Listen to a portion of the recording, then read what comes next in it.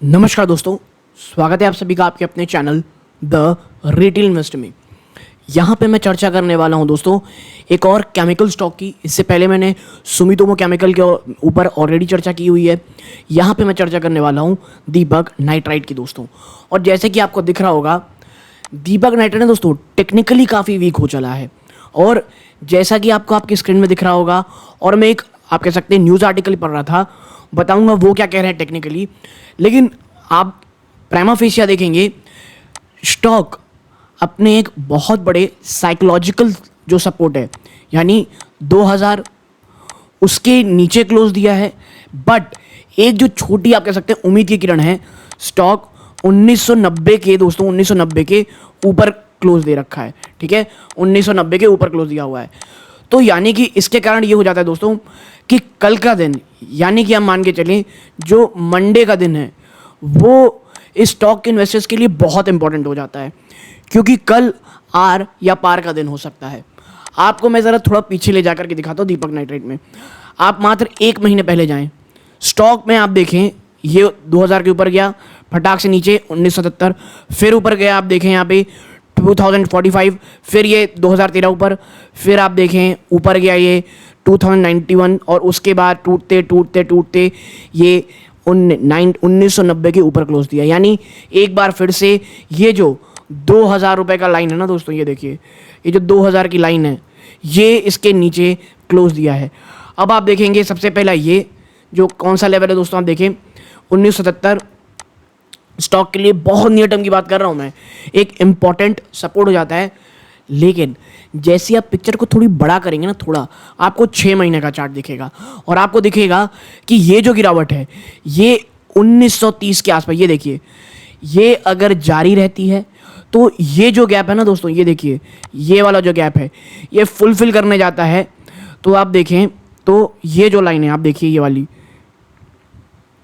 जो लगभग इसे इसके आसपास लेके छुके जाती है, जो 1930 के आसपास जाता है। ये स्टॉक इस गैप को फुलफिल करने जाएगा, या आप इस गैप को कह लें जो कहाँ कहाँ बंद हो रहे हैं। ये देखिए 1950 पहले और बाद 1930, यानी कि 1930 से लेकर के 1950 ये एक बहुत ज़्यादा इम्पॉर्टेंट सपोर्ट का काम करेंगे दोस्तों। और अगर आप कह सकते हैं, आपको लगता है कि भाई स्टॉप लॉस कहाँ लगाना है मेरे को, तो आप एक यहाँ लगा सकते हैं। और अगर आपका जो रिस्क लेने का जो आप कह सकते हैं रिस्क लेने की जो क्षमता है वो थोड़ी बड़ी है, आप 1890 में एक स्ट्रिक्ट स्टॉप लॉस लगा दें। क्योंकि अगर ये टूटेगा ना दोस्तों, फिर चीज़ें और भी ज़्यादा गिरावट दिखाएंगी। और मैं आपको ऐसे ही नहीं बोल रहा, 6 महीने के बाद अगर मैं आपको 1 साल का दिखाऊंगा ना चार्ट, आप देखें बूम, ये 1930, ये देखिए, उसके बाद स्टॉक सीधा 1850, जिसको तोड़ के सीधा स्टॉक मुझे लगता है 1830 के आसपास आपको जाता हुआ दिखाई देगा।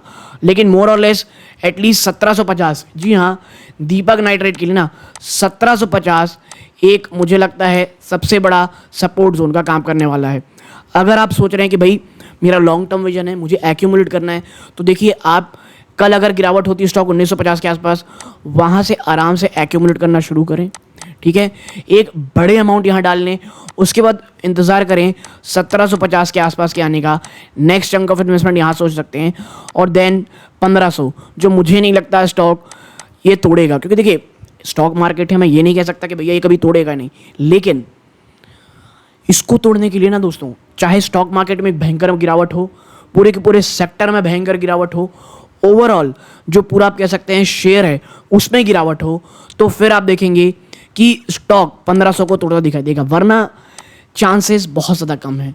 देखिए ये सब चीज़ें हो क्यों रही हैं, आपको पता होगा पिछले कई क्वार्टर से ना पूरा का पूरा केमिकल सेक्टर, सिर्फ दीपक नाइट्राइट नहीं, पूरा का पूरा केमिकल जो सेक्टर है वो बहुत बड़े दबाव के दौर से गुजर रहा है दोस्तों।